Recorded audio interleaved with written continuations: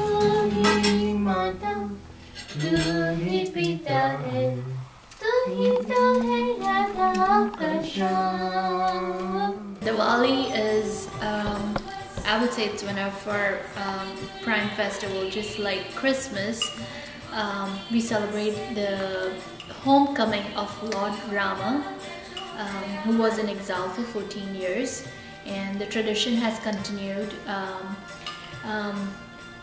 Diwali literally means festival of lights. I've always grown up like festival per se meant like the reunion of the family. I mean, we would get together at my grandparents' home and then celebrate it. And then when I got married to Shashan, we kept the tradition. We always would go to the temple and go meet some of our elders if we didn't have our elders at home. It's also a time to sit back and think like how the last year has been, because the next day after Diwali is our new year.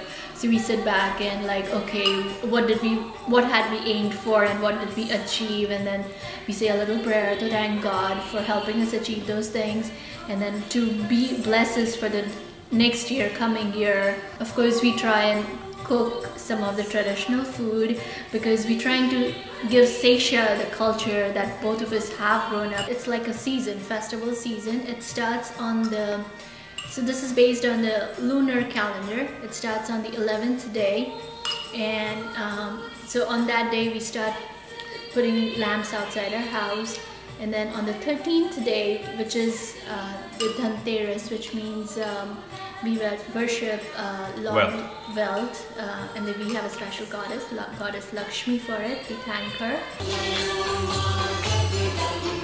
So Navratri is 9 days of, again that's goddess based, 9 days of praying to the goddess. Navratri has two significances.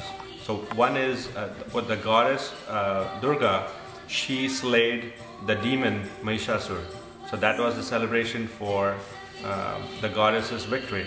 And the other was Lord Ram, like we said. So Diwali was the homecoming of Ram. But before he came back, he killed the demon Ravan, right? So that was he vanquished. That was his victory over evil.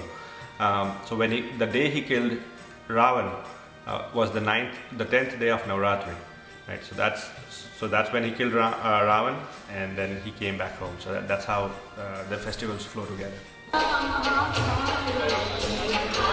So the dancing is a part of a prayer. So it's celebrating the goddess's victory, and you have the goddess in the center. You dance around her. So that's kind of that's a different form of worship and celebration for what the goddess did during that period.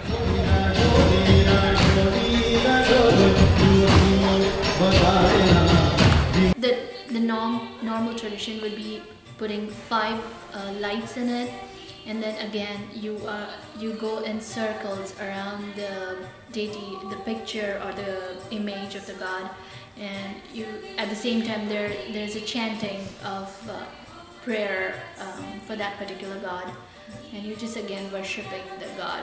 Now so when you pray, when you do the arti, that's fire, and fire is supposed to be the purest it's a pure form, so that's the purest form. So that's why you worship with fire. And also the other significance is, so fire is the light that leads us from the darkness of ignorance. So that's the light of knowledge leading us from the darkness.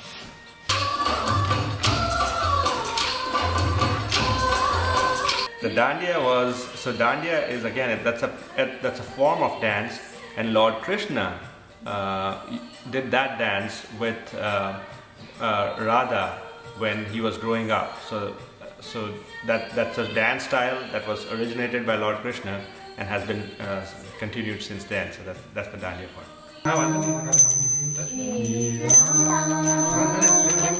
In the Indian culture, girls when they're born, so daughters are supposed to be an incarnation of Lakshmi. So if you get a girl, that's supposed to be prosperity falling into your doorstep. Right? we believe that. It worked for us. And it's difficult, but yeah, I think so far we've done okay. Yeah, so the only difficult part is if it were India, then everyone would be doing it. Versus here, you had to go out of your way to really try to create that ambience, right?